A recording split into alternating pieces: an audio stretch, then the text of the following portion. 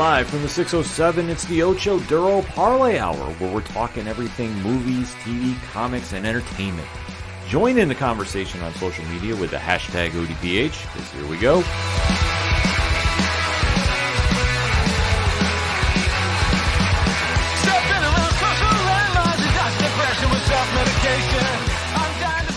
Welcome to a special edition of the ODPH podcast, better known as the Ocho Duro Parlay Hour.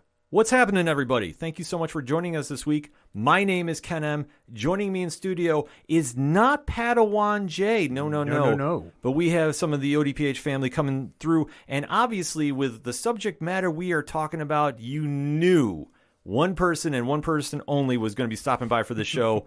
Sir, why don't you just give yourself your introduction? Coming at you live and direct, straight from a folding chair in the ODPH studio, 'tis I, Tom from Off the Cuff Gaming. Thank you so much, Ken M, for having me back again. Thank you for coming through, and obviously, you know if you're swinging through, we are talking about one of the most historic fandoms in all of pop culture.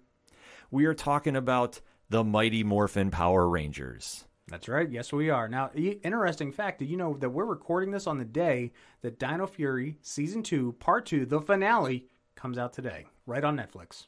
No, I did not. I already cheated and looked at the last episode. But it works, though, because like I say, if we're talking Power Rangers, nobody, and I mean nobody knows it like Tom does. Thank you. And that is why we are also celebrating, too, a historic moment in the Power Rangers lore, because at your local comic shops this week is the final series issue of one of the most legendary runs in all of Mighty Morphin Power Rangers comics. And that is Ryan Parrott's last issue with Mighty Morphin Power Rangers 100. Now, if you're not familiar with the franchise that Boom Studios is doing, first and foremost, shame on you. Very much. Because it's one of the best lines in all of comics, bar none. But Tom, let us deep dive about why this issue is so important. So this issue is so big because ever since issue 50, the line itself had gone into two separate running lines, the Mighty Morphin series and the Power Ranger series, which in of that self did a great job with the fact that the Mighty Morphin series was just the Earth-based Rangers and the Power Ranger series were the Omega Rangers, which were introduced exclusively in the Boom Studios comics. At this point, they have reconverged together into this massive, big swan song coup d'etat of epicness. I mean, I have so many adjectives I could use here, but I would need a bigger thesaurus. No, but you're absolutely right. I mean, just to see of how this has gone and Ryan's run, I mean, starting with Go-Go Power Rangers to now and all the big moments. And that, like, you kind of hear that all the time. Well, everything's got a big moment. No. All the really big, important moments of that comic run have definitely stand out. The Altarian War is one of my all-time favorite stories in all of comics. Getting Lord Zed's background of who he is. Yes. That was such a mind-blowing experience. And just getting that connection. So then when you had that issue leading in to the Altarian War and just seeing about how the triple threat was going on, it really gave more gravity to the situation. And as you're sitting there as a reader, and you don't have to be the hardcore Power Rangers aficionado. You can come in fairly cold to it and still get an emotional impact. Yep. Because you can definitely see about how Zordon was torn. And thus when the reveal happens and seeing how everything is going on with all the moving factors happening, it really gives an extra feel to that book that you're going like, okay, I know the Power Rangers from when I watch them on TV and obviously the different mediums and such, but reading it and going, okay, you're connecting on that level and you can definitely feel that emotion going on and feeling how high the stakes are. And then let alone factoring in the team fighting the Imperials, like this was just high level stakes all around. And then even to the fallouts that happened, obviously, I guess we can talk a little bit of spoilers, but do yourself a favor. If you haven't read these books, go to your local comic shops, go to Comixology, read these books however you need to read them because they're absolutely amazing. But losing the command center, and then obviously the Omega Rangers making the call and definitely putting the universe on notice. Oh my God, yeah. I mean, talk about how serious that moment was.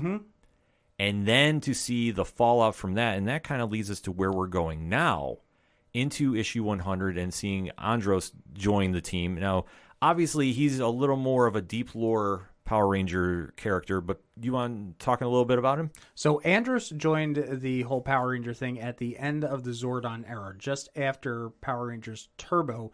He was the Red Ranger of the in-space team. What was interesting, he was the first character really ever in Power Rangers history to be an alien outside of the Equation Rangers from Mighty Morphin Alien Rangers to join the main core team. So what was interesting when I was speaking with Chris several times, Chris Kamen Lee, the original actor, because of the fact that the Turbo Rangers had came over to space, so you had, the actors Selwyn, Patty, Tracy, and Roger, they all had this chemistry going. To come in as an outsider really made that whole fact that he was an alien, made him feel alienated as an actor, and he tried portraying it as well as he could on screen. Now, to get this in the comic books, pre-In Space, pre-anything with Turbo, really builds up the backstory, considering the fact that we've also had in earlier issues, we've seen Astronema. We've even got the Power Rangers Unlimited, Heir to Darkness. We've seen Ecliptor. So to round out everything that is happening in space, in outer space with the Omegas is fantastic. And then that just, goes to Ryan Parrott for adding in as much of the lore as he can right now.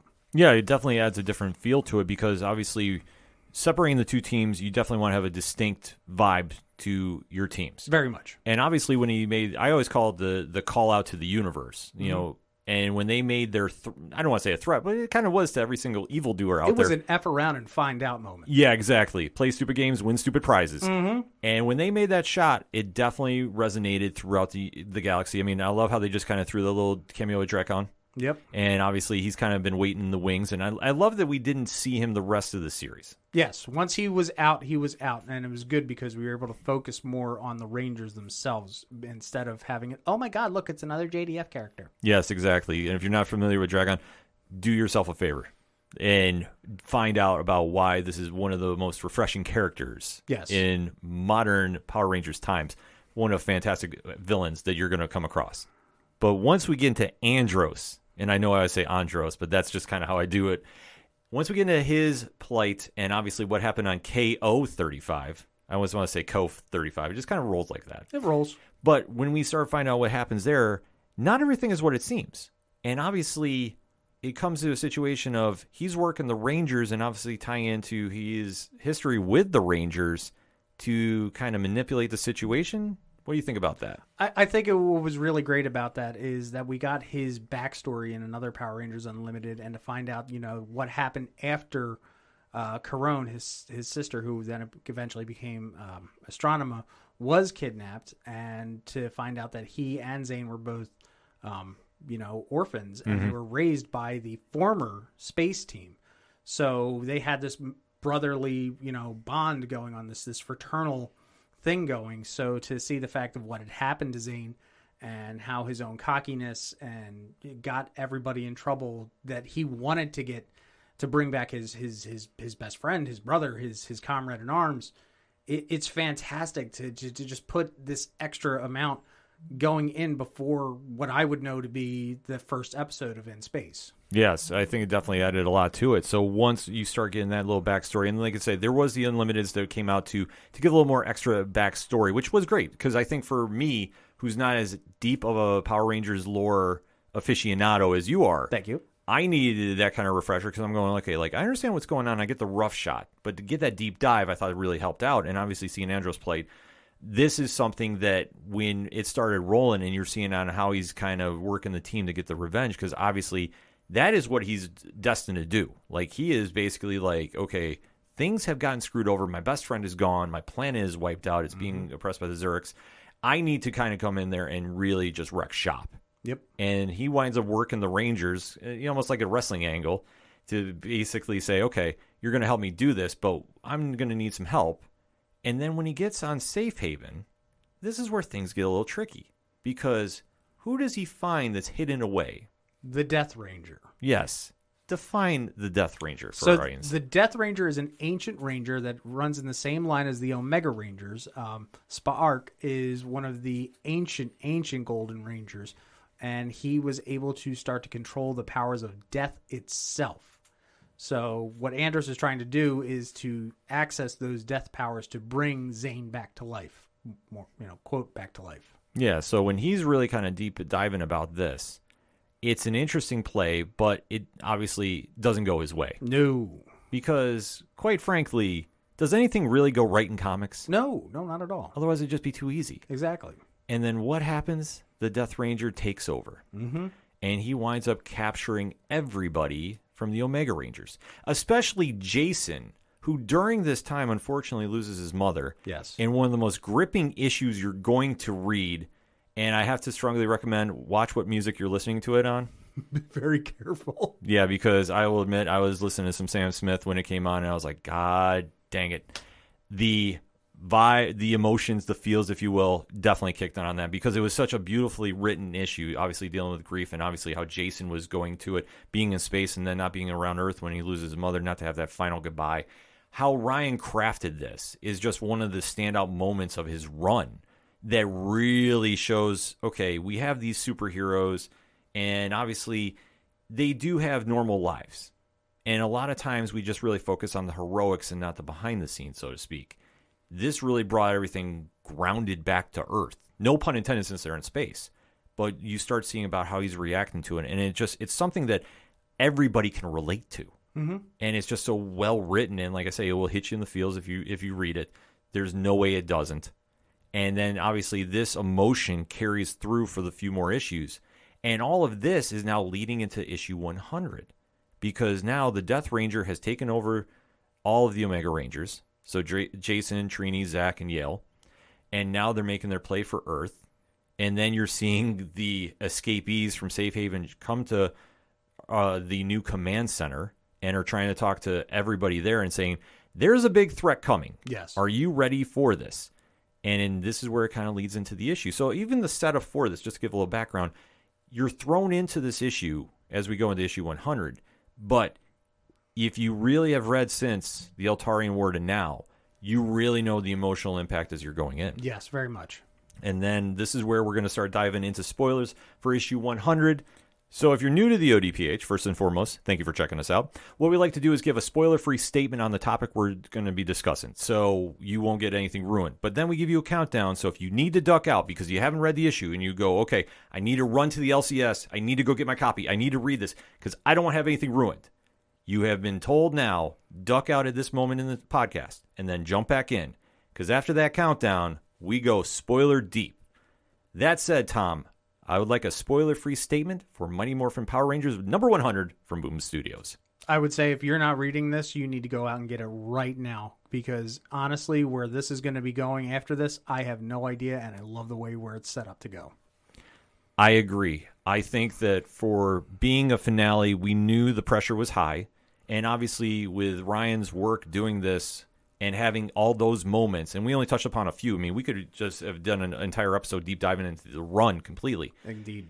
But to really come in for a finale with the buildup he's had, it really delivered on all fronts. There's few things that you can say, okay, well, this didn't happen.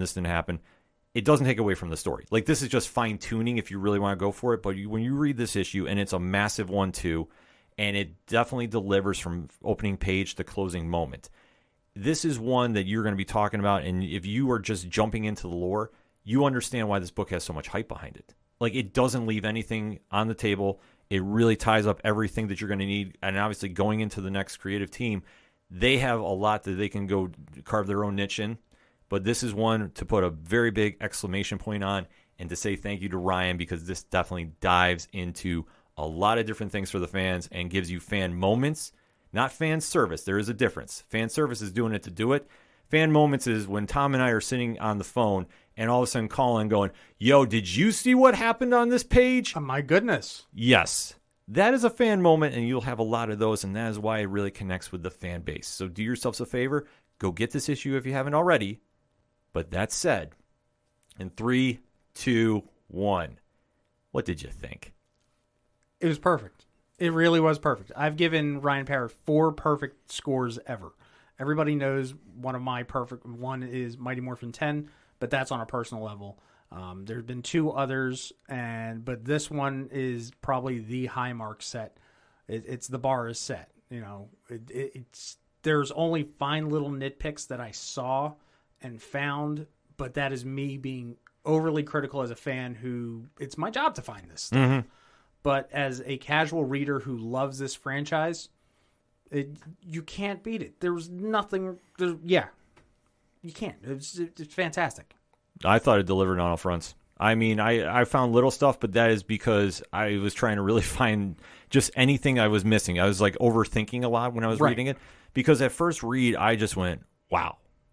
And that's literally my genuine reaction. I was just like, wow, because it really caps everything off that's been ran, and especially for being a 40-page book. 44, I'm sorry.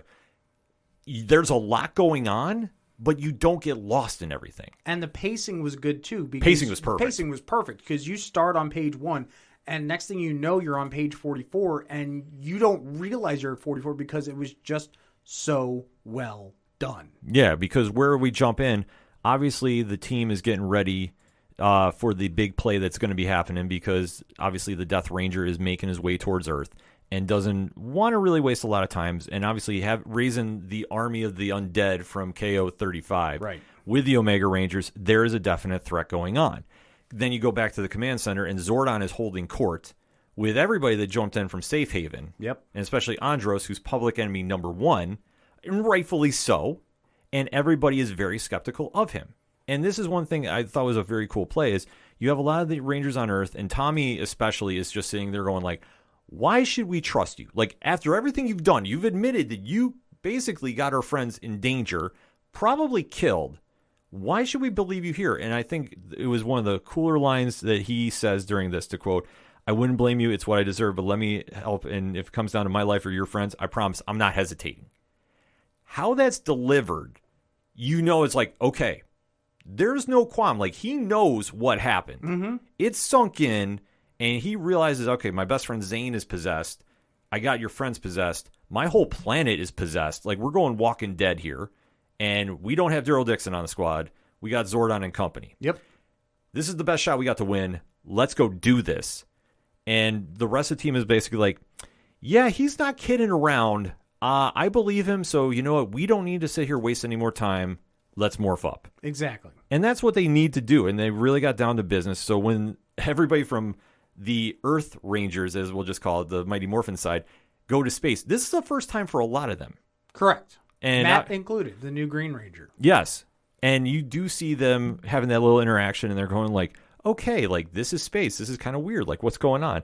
And everybody's trying to be like, you know, very cool and calm, but it's kind of not happening. Like, I do like how they were almost like fans in their own right. Like, oh, this is what the Omega Rangers get to do. Like, we never do this, even though they fight threats that come to Earth. But it's still a cool moment for a fan. Like, that's why I say it connects with you as a reader, because you're like, okay, now you're seeing it through their eyes. Like, this is the first time I've gone to space. Like, what is going on here?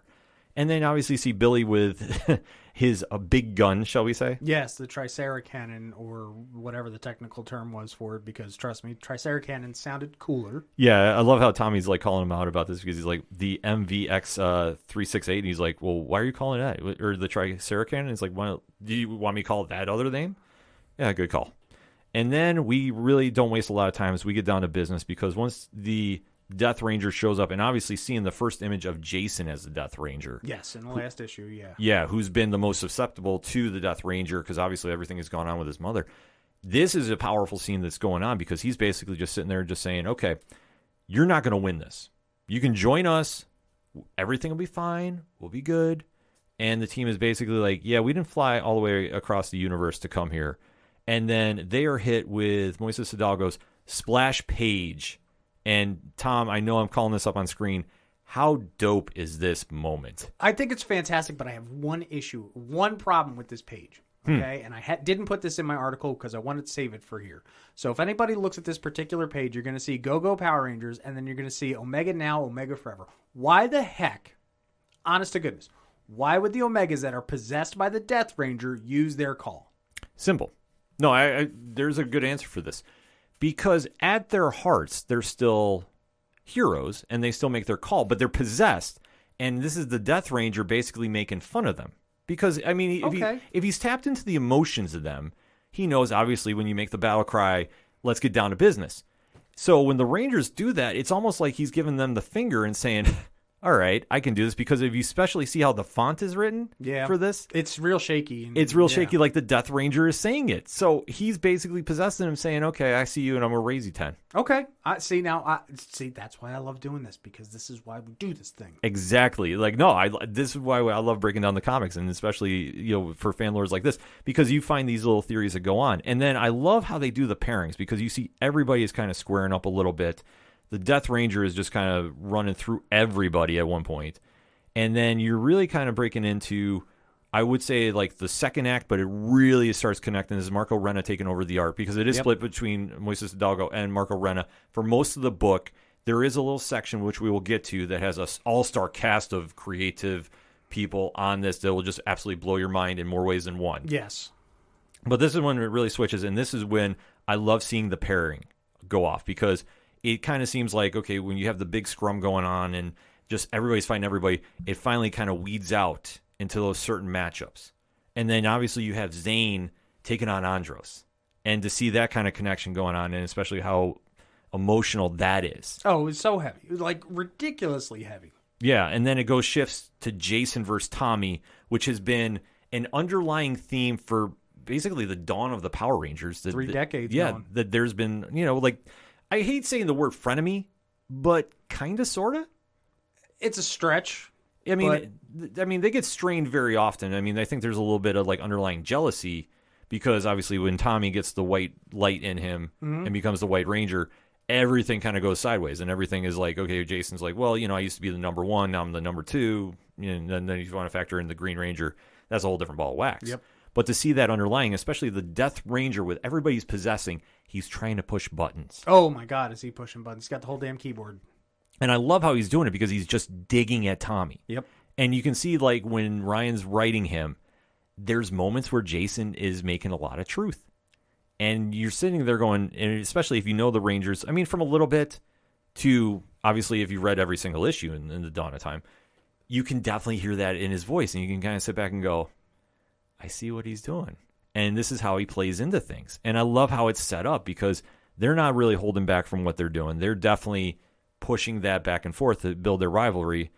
And then things get a little crazy. Things go big, real big, because we get the Megazord shows up. So because the Death Ranger now possesses all of the Omega Rangers, he was able to call the Omega Ultra Zord down. But not only that, he called his ancient Gold Omegazord, or Gold Omegazord, and combined it to make the Gold Ultra... What the heck? It's a cluster. The Ultra Gold Omegazord. The Ultra Gold Omegazord. I know it's a tongue twister, but once you see this on screen, or on panel rather, it's absolutely impressive. Like like Marco, how Marco does this is it's top notch. And I love how Tommy is just going, Rangers, I've got good news and I got bad news. The bad news is you probably see, but the good news is he made his move. Yep. So this was all a setup. And I love how it's done, because you don't see it coming. Not at all. Like the fact that they're like, okay, I know what the Death Ranger is doing, and obviously he's got the army of the undead running crazy, so every single other Ranger is dealing with that. But then once you start seeing how the Mighty Morphin team is kind of, each one is having a little standoff with the Omegas, then you start seeing everybody break away again, and then you get, obviously, the reinforcements come in from, I call them the Safe Haven Squad. I like it. Because obviously you have... Archon, you have Kavor, and then you have Journey showing up. And it's such a cool moment, too, to see when they all come flying through, because obviously if you've been reading Power Rangers, the series, you've really kind of started growing attached to Journey, and just how you've seen her story, and obviously with Zach and Trini being the adoptive parents, and now you're seeing that she's rapidly aging by the more action she's involved in. I mean, how do you think about her powers? Like, how cool of a twist is this? Oh, I think it's fantastic to see that, we've gotten such an emotional grip on this character in so little time, because they have to grow up so quickly. Mm-hmm. And then obviously you're kind of just seeing everybody back and forth, and then you get the battle of Trini versus Journey too. Ooh. Which, again, another emotional moment if you've been reading the books. If you're jumping in a little cold, it's still, you can pick up, okay, obviously there's a connection. But when you realize it's adoptive mother versus adopted daughter there, it's a wild scenario to see play out, and especially for Journey, who's literally growing up before our eyes. And literally we're seeing her trying to deal with this emotion, and she's crying too. The one scene where she's just sitting there like, my parents taught me that. Like that little small panel. It's a quick second read, but still, it just puts the cherry on the top of that emotional ride that you're going on. And we've had 3 battles like that thus far. And then you start bringing back the Zords. And then how would you describe this whole scenario? So with the whole thing that's going on with the Gold Omega Ultra Zords, say that 3 times fast again. Yeah, I can't.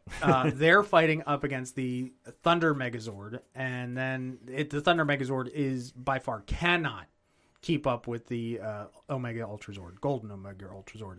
So they finally say, hey, Matt, do you want to pull in the Dragon Zord? And I'm like, okay, sure. So even a 2-on-1 battle still ain't happening because, again, these Omega powers are ancient powers. They are based on the 4 basic elements, the strongest things in the universe. And then we have add to that the whole death power. So someone finally just has the idea and says, well, hey, we did this thing before. Do you think we could do it again? And sure enough, they go, we need Dragon Thunder Zord power now. Yep, so they combined together the original OG, remodeled Dragon Zord with the Thunder Megazord to make this beautiful thing. Now, as cool as Zord battles are, there's a bigger battle that's going on right now down on the ground because all the Rangers are busy in their Zords. We still have what's going on with Tommy, Jason, and Andros is happening right now because Andros was able to get the Tricera cannon to see if they could shoot the Death Ranger out of Jason.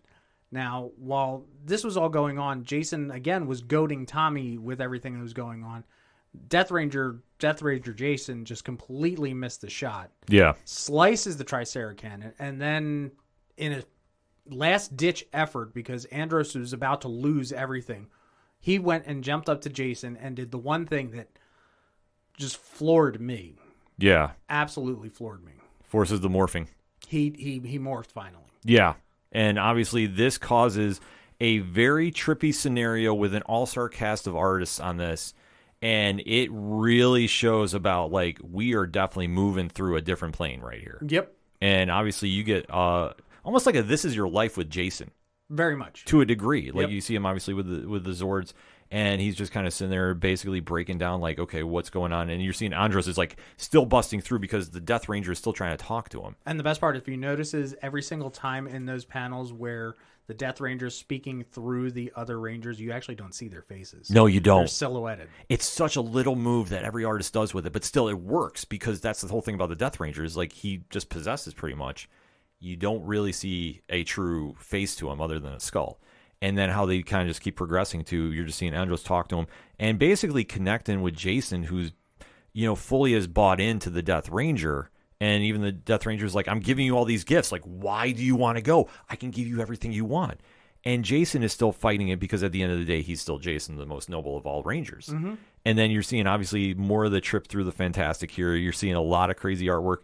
And then the moment that starts to build the fields. All the fields. You get a little flashback with him with his mom. And maybe one of the most memorable moments he has with her. And obviously, he's just in there kind of playing video games and kind of is really kind of brushing out what's going on, but has that, like, moment of the hug and just connecting. And, like, once you see that she makes that connection, that's the key to everything. And he winds up busting through. And then in the fan moment of the issue. Oh, yeah. And like I say, not fan service, fan moment. Because everybody I've talked to about this comic says the same thing.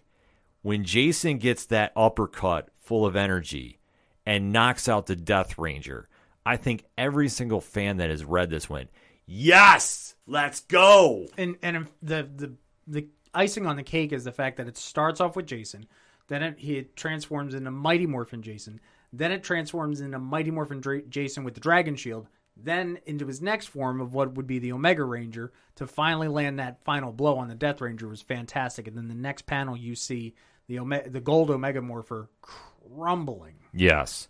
And then obviously Jason is back to normal. You see Andros is still there.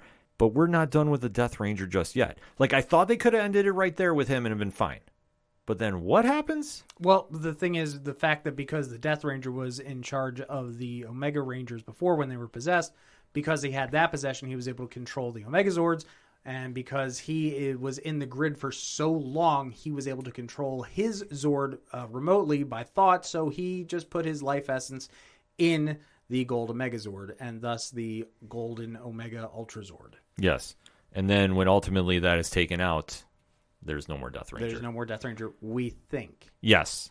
But like every single good villain, you know that that's not it for him. Exactly. And just those few panels of the Dragon Thunder Megazord was just fantastic. And I really do think that it was one of those last things that Ryan wanted to do, just, as a fan first, for himself to finally get that last, combo, because we've gotten the Tiger Zord with the Dragon Zord. Mm-hmm. We've got the Mecha Zord. We've gotten all kinds of fun stuff. Even in Ninja Turtles, we got the Turtle Zord. Yeah. So this is just a great way. It's like, yep, this is the last little check I need on my list. And what a perfect way to do it too, because once you get to the battle is all done, we do time jump 1 week later. 1 week later. And then everybody's at Safe Haven and really kind of coming to terms with what's going on. Andros gives his powder out now, so he is leaving because obviously Billy has fixed the cryogenic chamber that Zane is in. Mm-hmm. So now they're going to try saving him again. So Andros' story is done. Jason is kind of alluding to that something's up, but he's not saying exactly what yet. Yeah, he talked to Tommy off panel, and so they know what's going on, but Jason understands that right now there's something more important going on. Yeah. And then you're seeing obviously another feels moment. All the feels. The goodbye to Journey, who has now aged to where she's very much elderly and on her last legs because she has literally given it all to help this team out. And that's one thing with her abilities is the more that she was fighting to save the universe, that aged her so quickly that she's just sitting there and she's having that moment goodbye with Trini.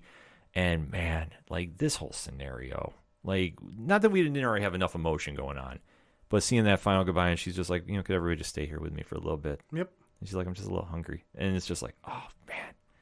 And then obviously just really solidifying what's going on. And then we do see that she does pass away. And then what the team is basically going into their next phase. And you see Jason says, well, I think I'm out being a ranger because I can't morph. Yep. Because of whatever happened with the powers that when the Death Ranger, Andros, and Jason were all within the grid at the same time, Jason got booted out, or he can't connect right now to the Red Omega powers. So he's going to step away from being a ranger and go spend time with the parent he does have left. Yeah. While he can. Yeah, I think it's a fitting end. Mm-hmm. And I think it's something that he was putting off, obviously, putting the team ahead of himself. And he's done that so many times throughout the series. Oh, yeah. That now is the time that he's like, okay, I need a moment for me. And then obviously the team is, standing behind him 100%. And then you go into probably the most emotional moment of this book, the phone message from his mom, the voicemail from his mom, and he's just listening to it. And obviously you're seeing everybody's flashbacks as you see Andros is standing over Zane's chamber. You're seeing the team give a final hug goodbye to Jason as he walks away. And then you see a very interesting lineup here because you see the traditional Rangers, Rocky, Aisha, Billy, Tommy, Kimberly, and Adam. And then we see the Omega Rangers. Now, Zach is the Black Ranger. Yep. Yale is the Blue Ranger. Yep. But we've had a little bit of a team change-up. So Kavor is now the Yellow Omega Ranger. Yes, the young alien that has been hanging around the team and was originally butting heads with Zach a lot has now won them over. Yes. And finally, Trini gets to be the Red Ranger. About damn time. Absolutely deserves to be. She is a leader in all sense and purpose. She absolutely deserves this power. So I can't wait to see how they write this from now on. Yeah, when they do. And then obviously you kind of see the morphers going on. You're seeing that, well, everybody's kind of getting used to their powers, and you see everybody kick into suits. Mm-hmm. And it's a cool moment to see. And then one final parting shot with the team doing a big homage, just like you would predict in any single comic book. Just everybody's just kind of together with the Zords behind him a little bit, foreshadowing what's to come, and then Jason's just standing there getting ready to walk into his next phase. Mm-hmm. Now, what's also cool, if you look at that panel with the Zords and the big, huge group shot there, it starts actually with the Mighty Morphin Megazord, not with the Thunder Megazord that was in the battle, because it was the beginning and the end of Jason's Zords. Oh, good catch right there. But what a way to end it, though. An amazing way. I mean, if you're not blubbering by the end of this issue, or if you haven't at least blubbered twice, something's wrong with you. Fully agree. I mean, this is the one thing about Parrott's writing that I think really connects, because with such a big cast going on, and I think everybody had their moments in this too. I mean, Matt was the only one that maybe didn't have a big one, the Green Ranger, but it wasn't anything I don't think took away from the book. No. By any means. But everybody kind of had their moment to say goodbye, and obviously when you seen Kieran become the Ranger, like that was the only thing that threw me for a curveball. I wasn't expecting him at all.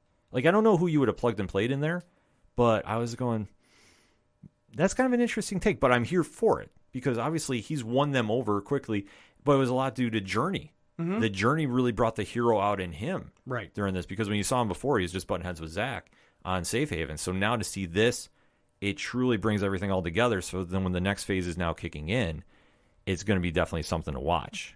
And that being said, Tom, what do you think the future of the franchise is looking at now? That's a loaded question. That's a really loaded question. And you're asking the wrong and the right guy for this at the same time. I think that we need to refocus on the Mighty Morphin aspect, because I think since issue 50, as a whole, everything's kind of been very much on the Omega Rangers. Mm-hmm. I mean, we have had that few issues. We have had the Altarian War, but that was also still, the base for it was really in space, because Zardoz had the Imperials, Zardoz had killed the emissaries to get the Imperials. So we've had a lot of galactic adventures right now. And yes, we did get that really great issue with Rocky, standing out with him and Matt taking on the part of the Machine Empire. I really think we need to refocus, come back to Earth, and see what's going on here, because where we're at this point, we still have the ninja powers to go through, or in some sort of adaptation of it, or we're going to keep going with the story and see what we can fill in, because when we did the Machine Empire, they're technically Zeo characters, but they went with the other side of the family. So there's a lot of things to still work in, and I really think we should focus back on Earth. And once we get a really good thing going here, then it's, hey, let's send out for something out in space and see where the Omegas are at some point. Yeah, I agree with you, too. I think it's got to really focus on the traditional team, that's based in Angel Grove, and the one that most of the pop culture audience knows.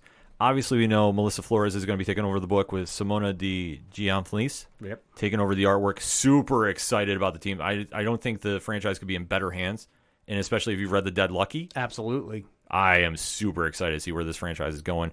And I think, though, it really ties into a whole new chapter in more ways than one. I think that you're right on the head. I think if we focus on the traditional squad that's on Angel Grove for a while and just really build that up, and then come back to the Omega Rangers down the road a little bit, let them get established, and maybe you will have a crossover, maybe in 6-12 issues, something like that. Just give a little space. I think that would really help, because I think that we've had both teams going so strong for a while. If we're going to focus on one, because now it's all merged under one banner, I think that's the way to go for right now. But one other thing that Boom did several months ago that I noticed and I picked out of a press release is that when we were talking about the Death Ranger, at some point they mentioned that there were 6 Omega Rangers, ancient Omega Rangers.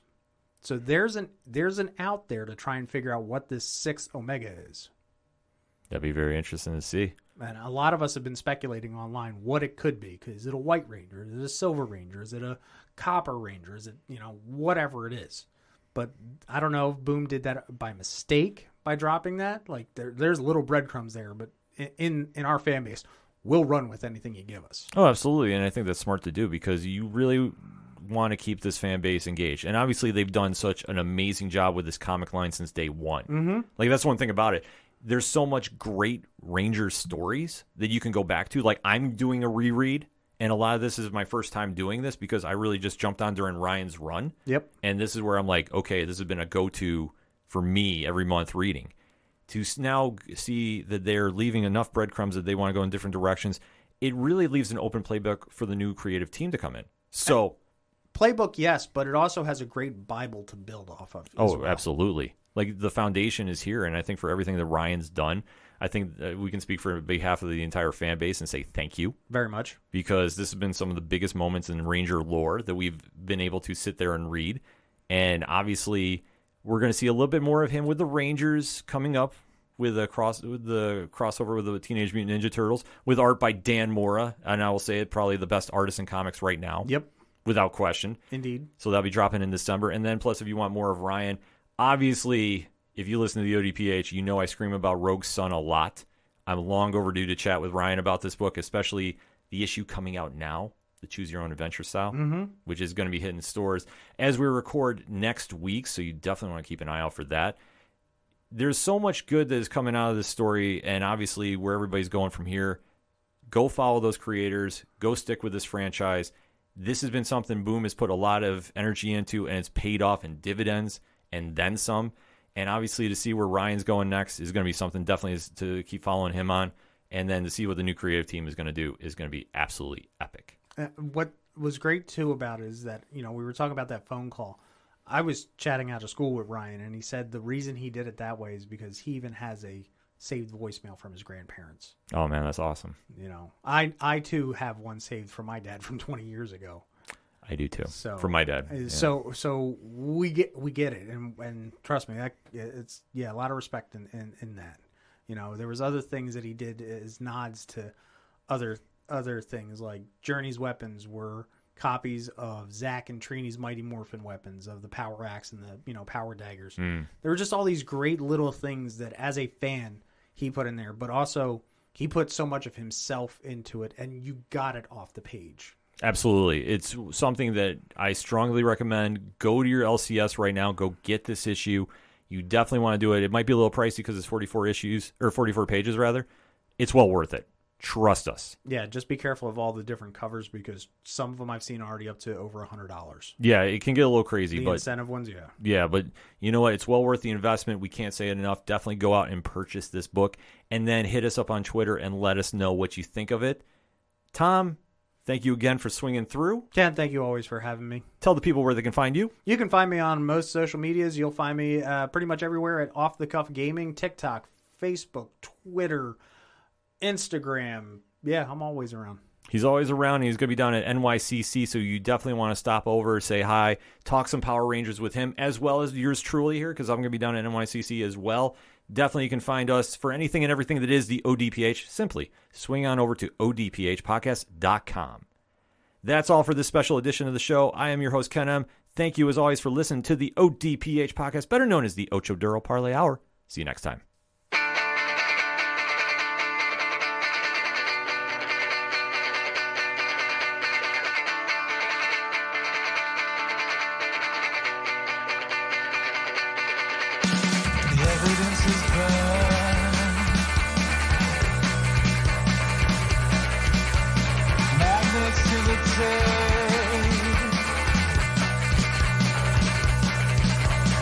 Darkness has crept into